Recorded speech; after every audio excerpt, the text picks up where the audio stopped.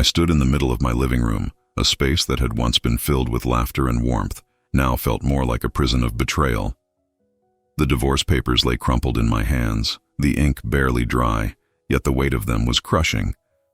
Mark's words echoed in my ears, cold and unrelenting. "I want a divorce, Clara. I deserve more than this." Each word felt like a dagger, each syllable slicing through the very fabric of my identity. I stared across the room, locking eyes with Mark, the man I had devoted my life to for nearly 2 decades. I was still trying to grasp his betrayal under the guise of wanting more, when all I could think was how much I had sacrificed for him, for us, for our family. My heart raced and fought against the disbelief that wrapped around me like a thick fog. My name is Clara Jensen. I am 38 years old, and until today, I thought I knew my husband and my closest friend. Those words looped through my mind as if it were a mantra meant to reaffirm my existence, a reminder of who I was before this moment of humiliation engulfed me. I trembled at the anger simmering behind the facade of his calm. The betrayal stung sharper than any physical blow, gouging deeper than I ever thought possible. The coldness of the room seeped into my bones, a chilling reminder of what my life had become. As I stood there, my fingers trembling around that crumpled sheet, the reality of my circumstances settled in. I could almost hear the laughter from family gatherings we had hosted, those moments of joy now tainted by the shadows of deception. My children had played in this very room, their voices singing through the air, and now it felt empty and hollow. How had it come to this? Mark's face was impassive, devoid of the warmth and connection we once shared. The man who had vowed to cherish me now stood beside Sarah, his once dear friend turned accomplice, as if he were relieved to be shedding the life we had built together. I felt sick to my stomach, the betrayal seeping into every corner of my soul. Trust was a fragile thing, and it felt as if mine had been shattered into a million irreparable pieces. I remembered her laughter, the times we had shared secrets over glasses of wine, the way she had been my confidant through the years. A faint smile played on my lips as I recalled our shared dreams about life and family. Yet, the memories soured as the reality of her betrayal surfaced like a spoiled vapor. I had been so blind. The warmth of my heart had been replaced by bitterness. The scent of old furniture mingled with the chilly air around me. Those familiar aromas that once provided comfort had now become reminders of love turned sour, replaced by sorrow and mistrust. The crumpled paper in my hands felt more like a noose than a document, tightening with every breath I took. I had sacrificed my aspirations, my dreams, my very self to build a life for our family, raising children while grappling with the silent weight of Mark's neglect. I had supported him through thick and thin, believing wholeheartedly that loyalty and love would be reciprocated. My heart tightened as I thought of the private moments stolen from me, those quiet hours spent nurturing our children, filled with the warmth of childhood joy, now juxtaposed with Mark's cruel comments, overshadowed by resentment and disregard. Each harsh word, each silent dismissal had crystallized into a barrier, creating a chasm between us that I could no longer ignore. I stared at Mark, the man I had spent my life supporting. The image of him now felt foreign, his presence tainted by betrayal. I stood there, poised at the very brink of my humiliation. Yet beneath the anguish was a flicker of resolve. In that moment, a quiet voice inside whispered, urging me forward. They thought they had banished me, but I was only waiting to rise. That mantra resonated deep within me, igniting a fire I thought had been extinguished. The days following that dreadful confrontation blurred into an unrelenting cycle of mornings and nights, each marked by an overwhelming sense of abandonment. I had never considered myself the exile in my own home. Yet there I was, a ghost in the ruins of what once felt like my life. Mark had moved into the guest room, taking with him the joy that had swept through the halls of our home. It felt like a death, a loss so profound that the living find it hard to breathe in a world filled with shadows. As I stood in the living room, I could feel the chilly air wrapping around me, each breath more laborious than the last. I felt as if I were suffocating in the silence that had replaced the laughter and warmth we used to share. I was a flesh and blood being, yet I felt ephemeral, like vapor dissipating in the morning sun. In these dark hours, the walls echoed with memories of happier times that only deepened my isolation. I took to wandering the old familiar rooms, seeking solace in memories that clung to the wallpaper and carpet fibers. There was a time when our living room had been an arena of joy, where we played board games, shared snacks, and celebrated birthdays with unrestrained enthusiasm. Photos framed in glossy finishes adorned the walls, capturing the smiling faces of our children. Those moments were my lifeline. Each frame served as a portal into a time when we were whole, not fractured into pieces by betrayal. I held on to those memories like grains of sand slipping through my fingers, wishing they could somehow help me rebuild the present.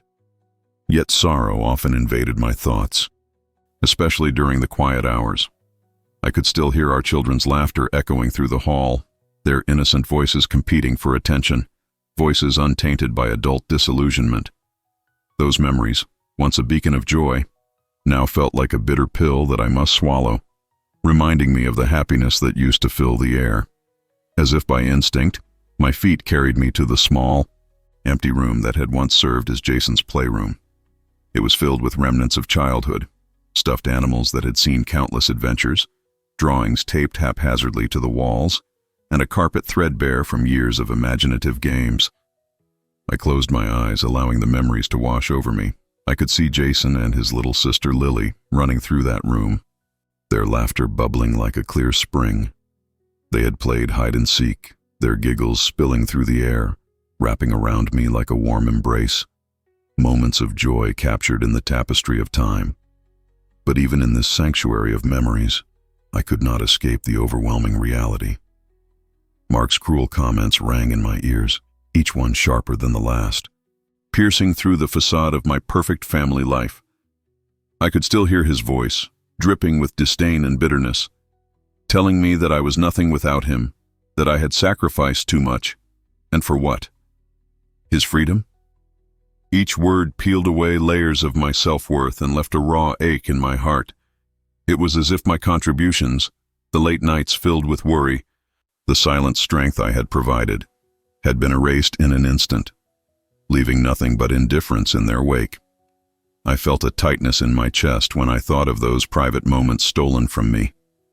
The quiet hours spent nurturing our children. Those hours had once been filled with love, laughter, and the warm glow of hope.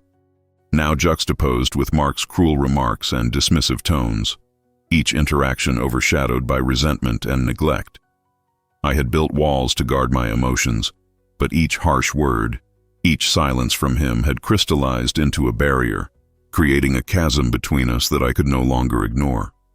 I continued to reflect on our history, observing the pieces of our life together flash before my eyes like confetti in the wind. I remembered the excitement of our early days, the fire that had blazed in our hearts, the idealism that painted our world bright and promising. Yet somewhere along the way that fire had dimmed, consumed by responsibilities and unrealized dreams. I had sacrificed my aspirations to support his career, believing that my loyalty would be reciprocated, but all I had gained was a painful reminder of just how blind I had been to the growing shadows. Even the start of my relationship with Sarah felt tainted now.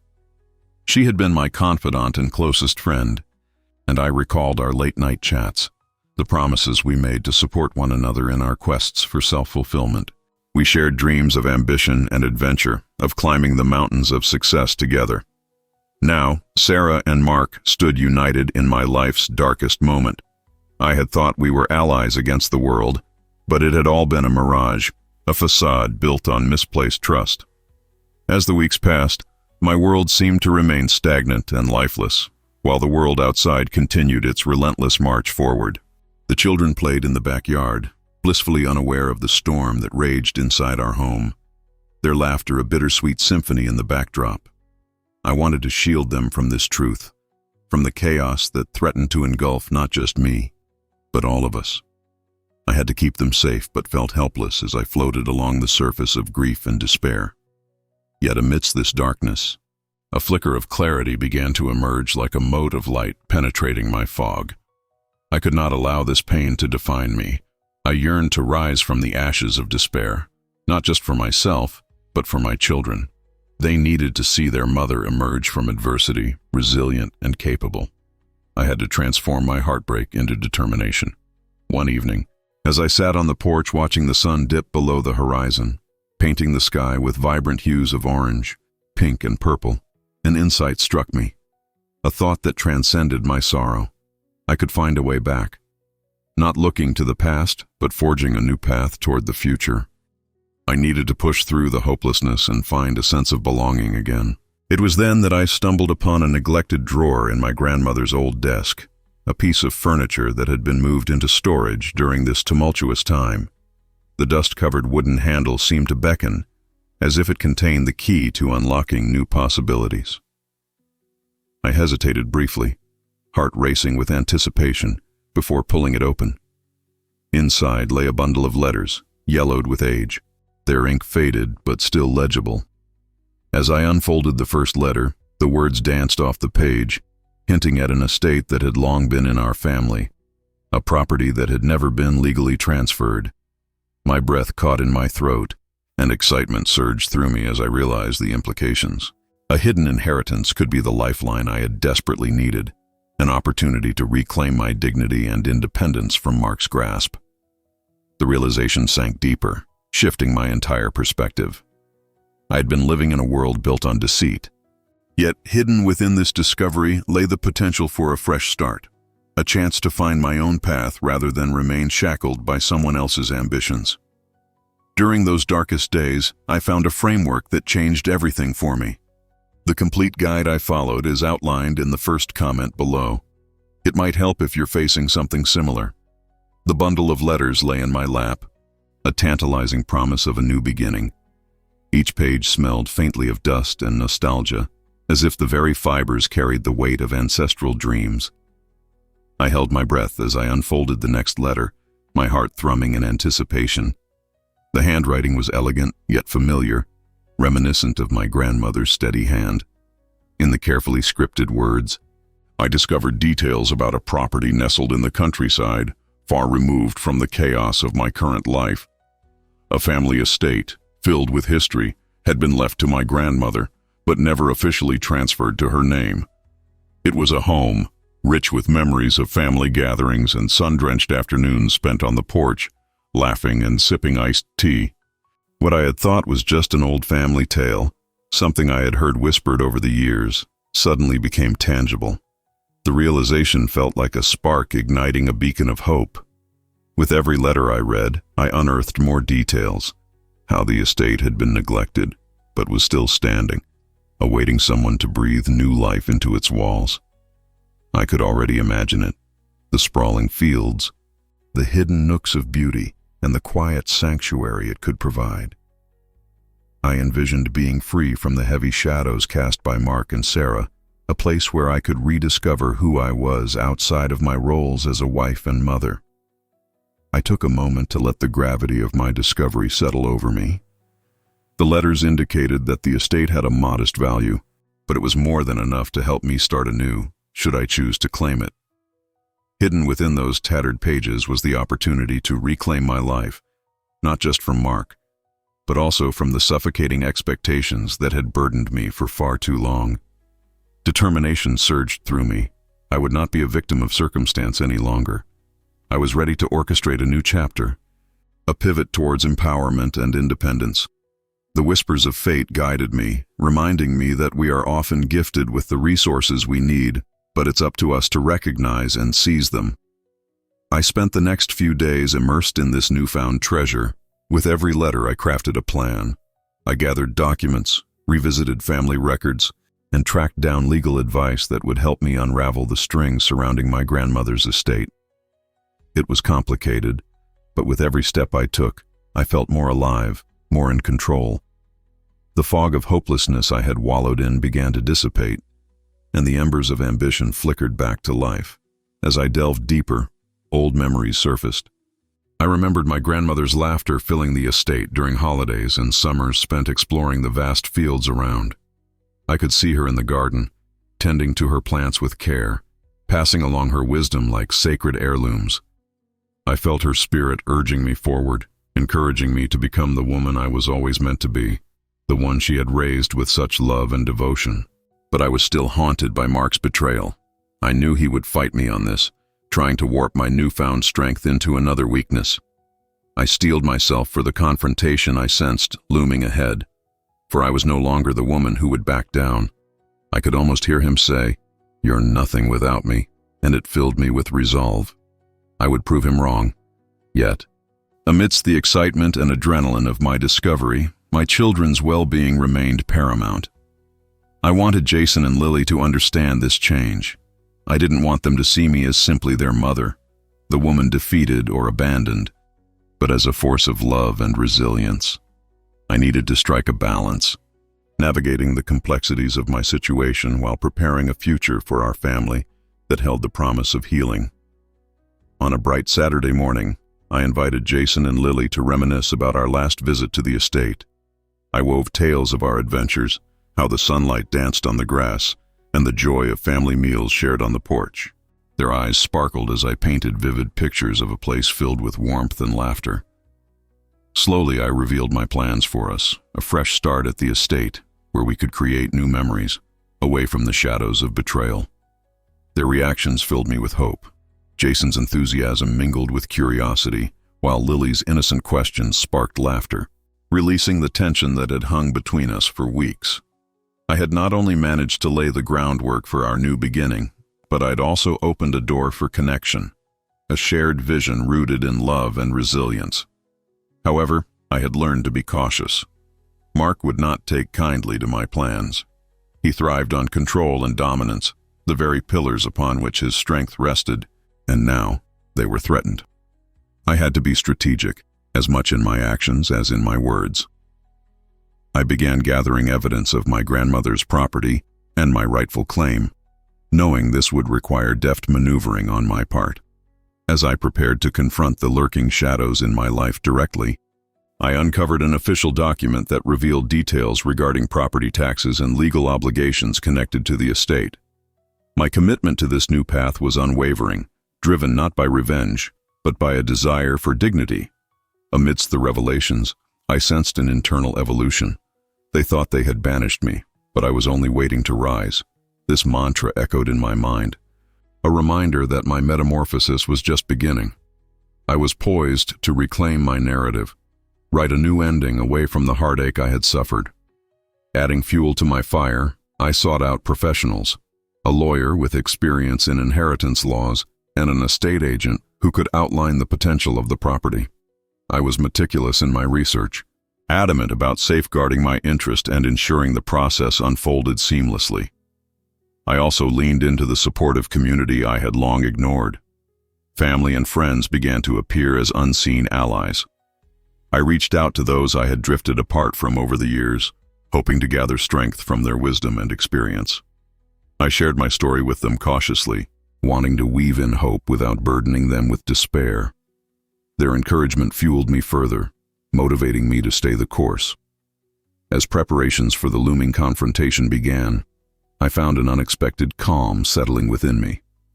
For the first time in months, I felt hopeful, emboldened by the steps I was taking. I was not solely a victim, but a survivor and a thriver. If this journey speaks to you, consider supporting me with a super chat. Your contributions help this channel continue sharing powerful stories of resilience. Together, we can rise. My newfound resolve enveloped me like a protective shield, and I shifted into high gear, determined to plan my next steps carefully. Each day felt like a battle, but one I was willing to fight. As I recalled the details from my grandmother's letters, I approached the possibilities with a strategic mindset. I needed to proceed with caution, as I was aware of Mark's watchful eyes. He would undoubtedly sense the shift in the air, and I couldn't allow him to sabotage this fleeting opportunity for change. I arranged a meeting with a local lawyer who specialized in estate law, choosing a cozy coffee shop to discuss my grandmother's estate. The aroma of freshly brewed coffee filled the room, a comforting backdrop to the storm brewing inside me. I found myself fidgeting with the edge of a napkin, silverware clattering softly as I tapped my foot restlessly. The lawyer arrived promptly, and I saw a spark of curiosity in their eyes as they took a seat across from me. "So, tell me about this estate," they urged, sipping their coffee. I leaned forward, eager to pour out the details I had meticulously collected, sharing bits of family history alongside the specifics about the property. I could feel the adrenaline pumping through my veins, emboldened by the sense of purpose I had longed for. As I spoke, the lawyer nodded thoughtfully, scribbling notes occasionally. The fact that it was never legally transferred makes it either a hidden treasure or a complicated mess, depending on how we handle this, the lawyer said, eyeing me thoughtfully. Their words stirred a mix of excitement and trepidation within me. I could almost feel the weight of the responsibility resting on my shoulders. Yet I also sensed potential. This was a chance to reshape my narrative and take back what was rightfully mine. As the conversation progressed, I became aware that the lawyer's role would be pivotal in crafting a feasible plan to reclaim the estate. They outlined the steps I would need to take, gathering evidence, submitting paperwork, and perhaps defending my claim should it come to that. You must be ready for pushback, especially from those who would oppose you. Namely, your husband, they said with a knowing glance. I nodded, feeling my heart thump heavily in my chest at the thought of Mark's inevitable resistance. My instincts screamed at me to keep this undertaking discreet. I needed to shield my intentions until I'd fortified my position. Losing this window of opportunity to his cynicism or attempted manipulation was not an option. In the following days, I cultivated a routine. I balanced research and communication about the estate while ensuring that Jason and Lily felt secure and loved. I even assigned myself quiet evenings to contemplate my strategy under the guise of simple family nights. We would set up board games on the dining room table, echoes of laughter bridging the silence I had felt for so long. I wanted them to feel enveloped in warmth, even as I quietly plotted a future of my own. As I delved deeper into the legal intricacies surrounding my grandmother's estate, I uncovered minor details that, if ignored, could become stumbling blocks. I needed to keep myself organized, compiling paperwork, creating timelines, and maintaining a record of my findings. I wanted to have irrefutable evidence at my disposal, a bulwark against any corporate fight Mark might attempt when he realized what I was pursuing. During this time, I leaned on a trusted friend from my past, Angela, who had dabbled in real estate. She was excited to hear from me after such a long lull and welcomed my invitation to join me for coffee. Our talk flowed effortlessly as we reminisced about shared memories, but quickly moved to the pressing matters at hand. I explained the situation surrounding the estate and unveiled the letters I had found. Angela's eyes widened as she listened. "This is extraordinary. You have evidence that could be your ticket to independence," she exclaimed. There was genuine excitement in her voice, and I felt emboldened by her enthusiasm, relishing the sense of solidarity we had rekindled. "I want to ensure I'm prepared for whatever Mark might throw my way when he learns of my intentions," I said. After all, he was cunning and resourceful, relying on well-honed tactics he'd used to manipulate me before. I could feel the air grow thicker with tension as I presented her with my papers. We pored over them together, tracing the lines of family history, legal details, and sketches of the estate. Angela's analytical mind dissected the information with the precision of a surgeon. If you move forward, this could be challenging. But you have to be ready to stand your ground, and not just for yourself. "You need to show Jason and Lily what real bravery looks like," she said, her tone both supportive and firm. The conviction in her voice made it clear that she believed I could manage this fight, not just to seize the property, but to reclaim my own heart. I felt invigorated, my mind spinning with possibilities. The more I gathered evidence and reconnected with supportive allies, the more I felt I could reclaim my narrative completely. Yet the lingering anxiety clawed at my insides. The need to shield my children from the turbulence I was about to unleash loomed large. After all, I had to shield them from the fallout of Mark's inevitable response. Over the following weeks, I began meticulously re-establishing connections. I reached out to neighbors of my grandmother who had fond memories of her owning the estate. Their recollections resonated deeply with me, intertwining nostalgia and hope. They remembered my grandmother's kindness and gentle spirit, and shared their own stories, anchoring my resolve even further. However, as I strengthened my support system, the tension at home grew palpable. Mark became more withdrawn, his presence heavy with suspicion. It was almost as though he sensed the shift, like a predator sensing the vulnerability of its prey. His words dripped with sarcasm, making it difficult to maintain a facade of normalcy with the children. On certain evenings, I could feel his scrutiny playing tricks on my confidence, a distraction I couldn't afford. One frigid night, he confronted me directly. "You're acting strange, as if you're hiding something," he said, his tone cutting through the air like a knife. I feigned innocence, maintaining a calm demeanor. "Just busy with the kids and planning for the holidays," I replied without flinching. Yet inside, my heart raced. I gripped the edges of the table tightly, reminding myself of the path I was carving. I would not let fear weaken my resolve. If you're finding inspiration in my journey, consider showing your support through super stickers. Your colorful contributions help this channel grow and spread stories of resilience. Every little bit keeps my spirit alive. With tension mounting at home, I knew I had to execute my plan with precision. Mark's confrontation had only reinforced the urgency in my quest for independence. Confidence swelled within me. I could feel all the pieces of my plan coming together, a delicate and strategic assembly of my next moves. Angela had offered to help. Her energy felt contagious, pushing me forward into the uncharted territory of this fight. She scheduled a small gathering at her house for a few trusted friends, people who would rally around me, each of them bringing their own unique expertise to the table. I felt a surge of gratitude as I prepared to unveil my plans among them, gathering knowledge while keeping my intentions cloaked in mystery. The night of the gathering greeted me with an unexpected chill that crept through my house like a shadow. I set out a spread of snacks, trying to retain a semblance of normal family life in this whirlwind of change. As the doorbell rang, excitement fluttered in my stomach. I was ready to share my vision of reclaiming my narrative. As the group settled on the couches, surrounded by laughter and warmth, I took a deep breath. Sharing my story felt both intimidating and liberating. With every word I spoke, I felt the weight of the past lifting, revealing the potential that lay ahead. I wasn't just regaining control over my life. I was weaving a safety net for Jason and Lily, a chance for them to see the strength of resilience. When I finally unveiled my findings about the estate, how it was rightfully mine to claim, the room filled with a momentary hush. I could feel the intensity in the air as I detailed my conversation with the lawyer, the legal complexities, and the memories the estate held for my family's future. "I want to fight for not only that property, but for my independence," I exclaimed, my heart pounding with emotion. This is about more than a house. It's about reclaiming who I am after all these years of silence.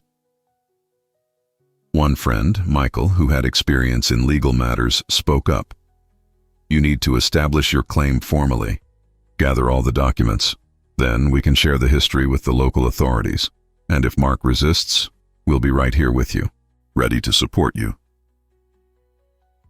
Their encouragement inspired a sense of camaraderie, and my resolve crystallized. The gears of my determination began turning with renewed vigor. I felt the energy flow through me. This was the assembly of strength I needed to break free from Mark's grasp. It was a collective fight for my dignity. As we hashed out the strategies, I leaned heavily into my planning. I sketched out every step we would need to take, researching property laws, gathering testimony from neighbors who could vouch for the estate, and documenting my grandmother's relationship with the property. Each step required meticulous attention, but I resolved to meet every challenge head-on. Days turned into weeks, and I poured my heart and soul into my preparations. I meticulously organized stacks of paperwork, combing through history books and public records, and even visiting the local library to learn more about the property's value and community standing.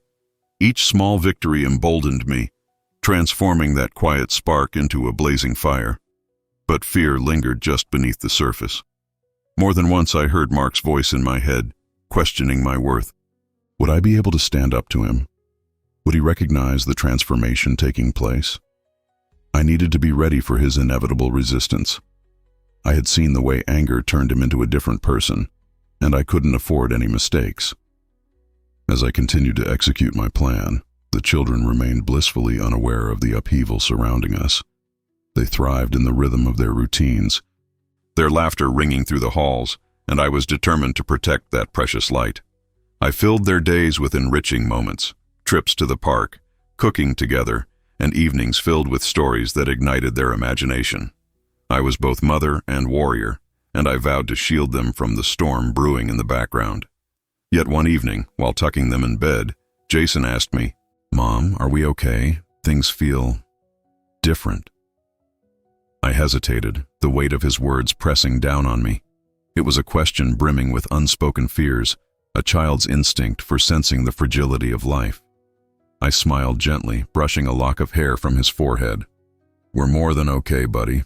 We're growing stronger together every day." I wanted to believe my own words, and somewhere inside, I felt it. The growth, the change. I just needed to prove that to myself. The following week, I initiated my first formal step by contacting the government office that managed the estate records. After several days, I received a call back. They were ready to assist me in filing the required claims related to my grandmother's inheritance. My heart soared. It felt like the door to the past was ajar, inviting me to reclaim everything that had been lost. The anticipation filled me as I prepared to make a formal claim the next day. I gathered documents and evidence of my relationship with the estate, mounting a strong case that could stand against anyone trying to contest it. But beneath that eagerness lingered an unease.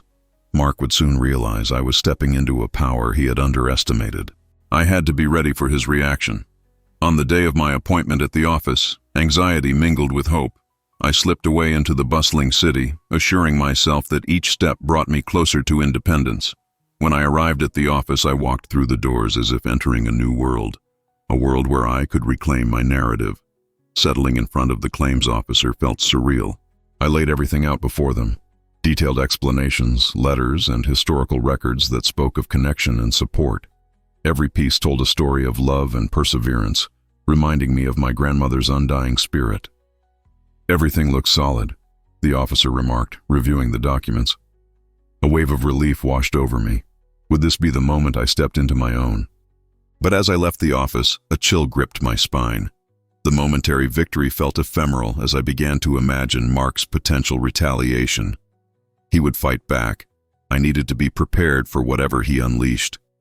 If you're feeling inspired by my journey, consider sharing your support through the "Thanks a lot" button.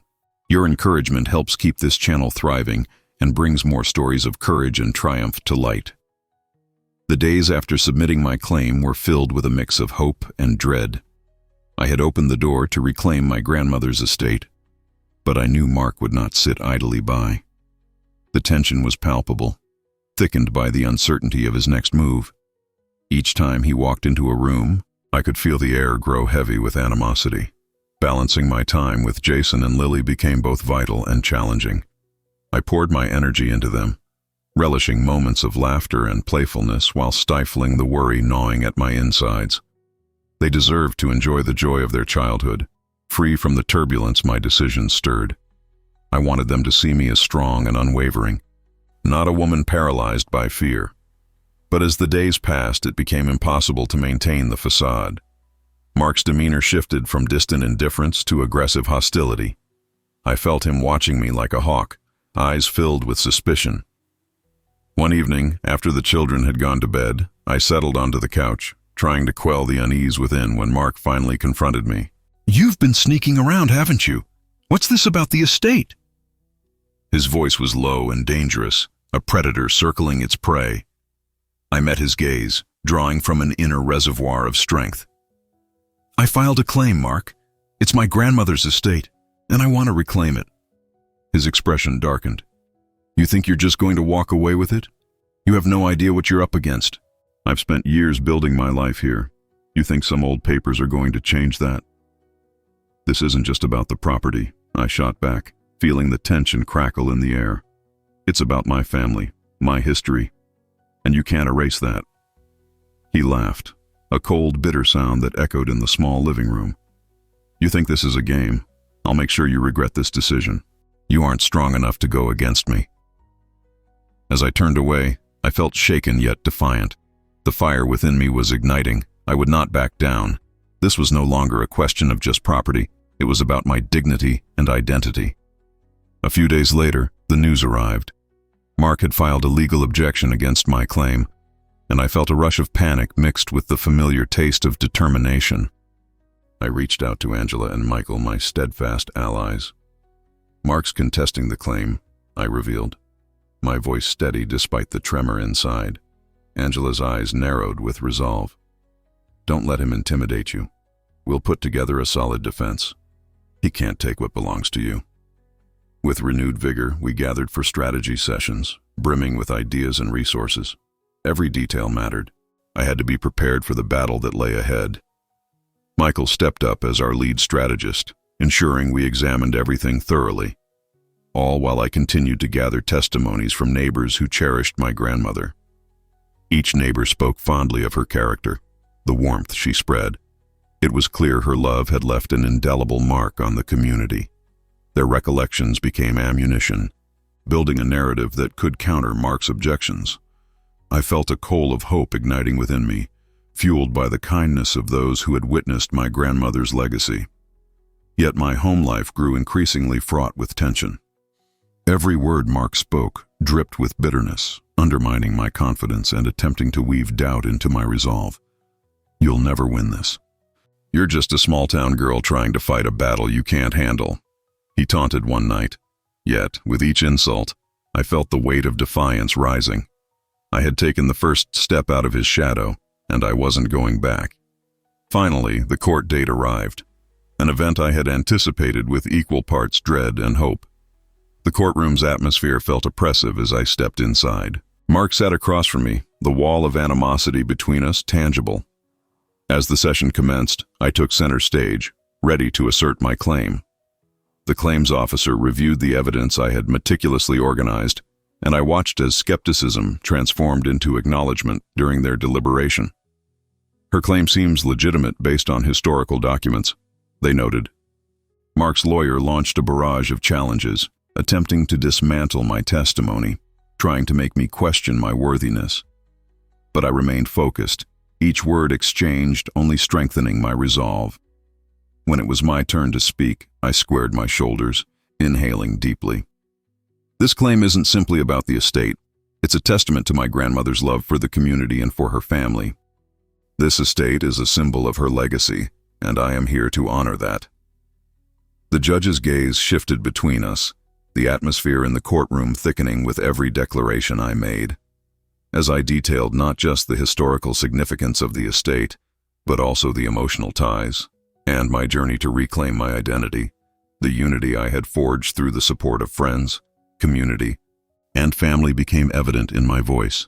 With every assertion I made, I felt the chains of my past, of being silenced and devalued, begin to shatter. I was no longer just a victim to Mark's intimidation. I was a woman reclaiming her narrative. If this journey resonates with you, consider supporting our shared experience through a super chat. Your contributions help build this community and allow us to promote stories of resilience and triumph. The courtroom fell silent as I finished speaking, the weight of my words lingering in the air. I stood there, heart racing, my voice echoing in my mind. Every eye in the room was on me, including Mark's.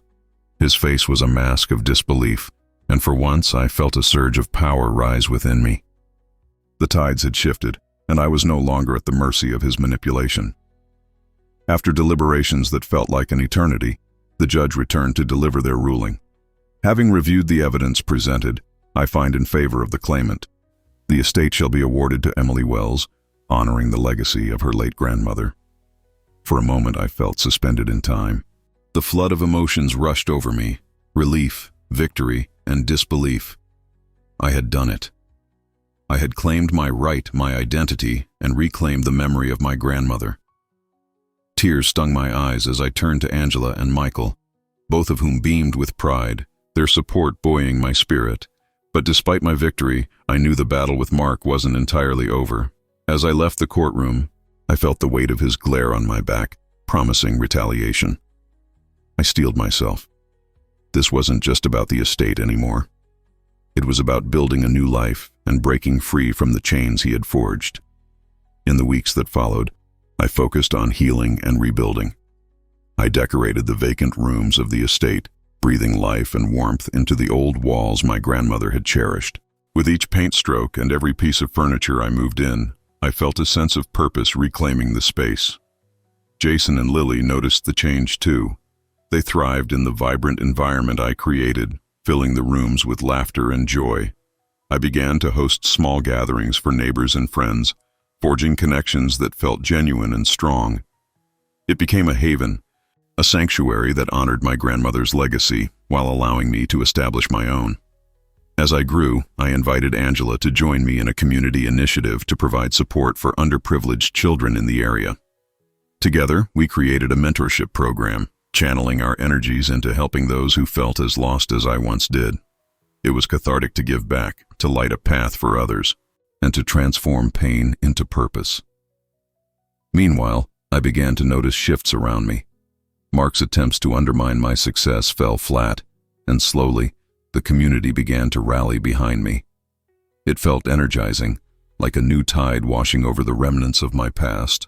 The voices that once heralded his reign of terror now spoke my name in admiration, acknowledging my resilience and the courage it took to stand up to him. One evening, while sitting on the porch surrounded by neighbors, I felt a profound sense of belonging settle within me. We shared stories and laughter, the moonlight casting a gentle glow over our gathering. My children ran freely, their laughter punctuating the air, a sound sweeter than any melody. That night, I found myself reflecting on all that had transpired.